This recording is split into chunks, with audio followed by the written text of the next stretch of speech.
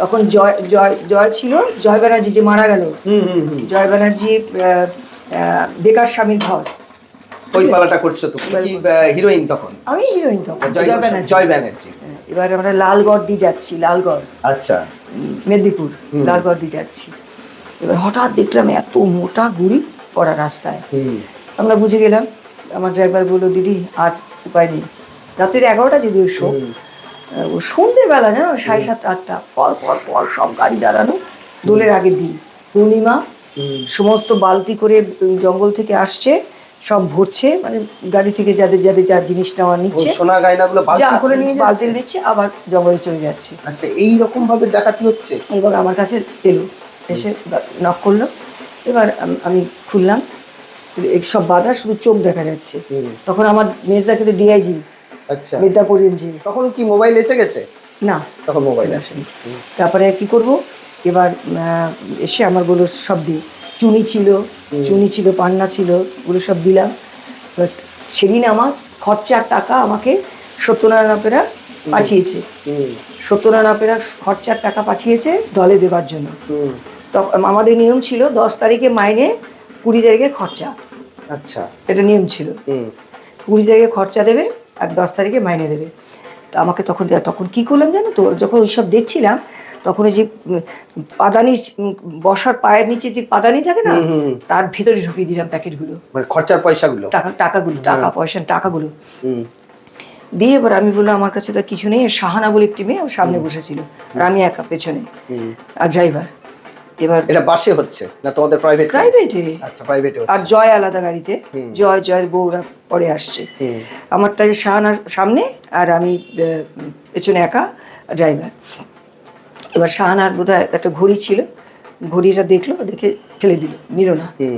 এবার ড্রাইভারের ওই টেপ যেসব থাকে না, বাজায় না, ওইসব বার করে নিল।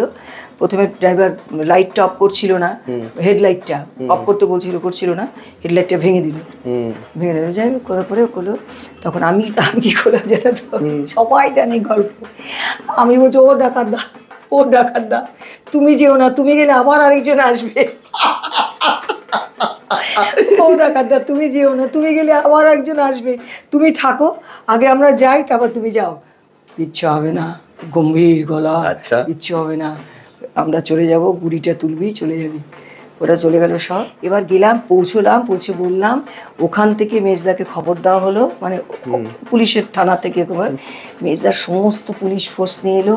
এবার আমাকে বলছে, তুই বল কাকে চিনতে পেরেছিস। আমি ওই লোকটাকে চিনতে পারছি, বিশ্বাস করো, চোখটা দেখ, শুধু আর কিচ্ছু নেই, চোখটা। সবাইকে অ্যারেস্ট করেছে? আচ্ছা, সব ধরে নিয়ে, মেয়ে ডিআইজির বোন করবে না, চোখটা দেখে আর ফিগারটা দেখে আমি চিনতে পেরেছি। কিন্তু আমি কিছুতেই স্বীকার করিনি, বিশ্বাস করো। কেন বলো তো, আবার তোমাকে পরের বছর আসতে হবে, তখন যদি আবার আমাকে ধরে তাহলে তো মেরে ফেলবে আমাকে।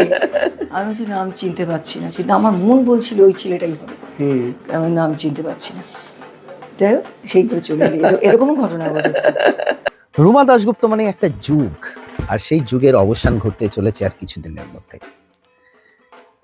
এই যাত্রা শিল্পীর এই যে একটা বড় জার্নি, পথ অতিক্রম করা, সেটার অবসান ঘটবে এই শেষ পালার মাধ্যমে।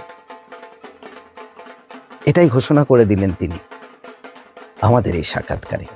আগামী পর্বে এই সাক্ষাৎকারটি দেখতে পাবেন, এবং তিনি এই যে অবসর গ্রহণ করছেন তার পরের পরিকল্পনা, সেটাও কিন্তু উনি জানিয়ে দিলেন আমাদের এই সাক্ষাৎকারে। উনি কি করতে চলেছেন।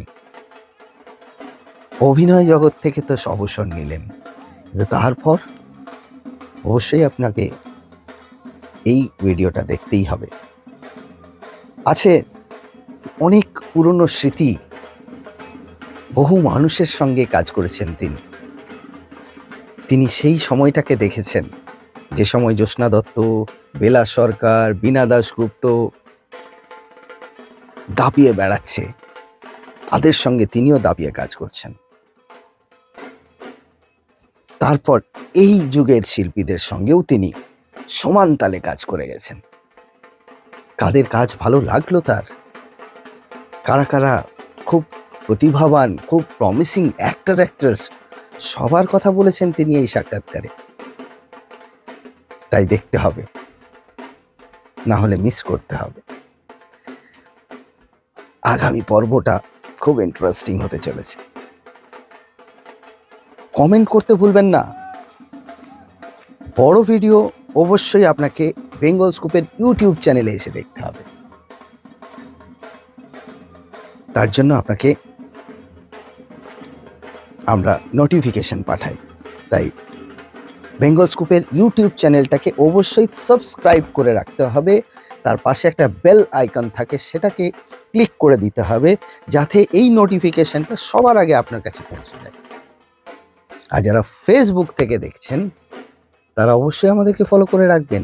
ইনস্টাগ্রামেও আমরা আছি, কিন্তু ফেসবুক ইনস্টাগ্রামে বড় ভিডিও আমরা আপলোড করতে পারি না। তাই আমরা দুঃখিত, আপনাদেরকে ইউটিউবে এসে সেটা দেখে নিতে হবে। আমরা অবশ্যই এই ছোট ভিডিওগুলো ফেসবুকে আমরা আপলোড করব। যারা যাত্রাপ্রেমী মানুষ তারা অবশ্যই কিন্তু কমেন্ট করতে ভুলবেন না আমাদেরকে। যাত্রার দুঃখ, যাত্রার সুখ, সাথে আছে বেঙ্গল স্কুপ। নমস্কার।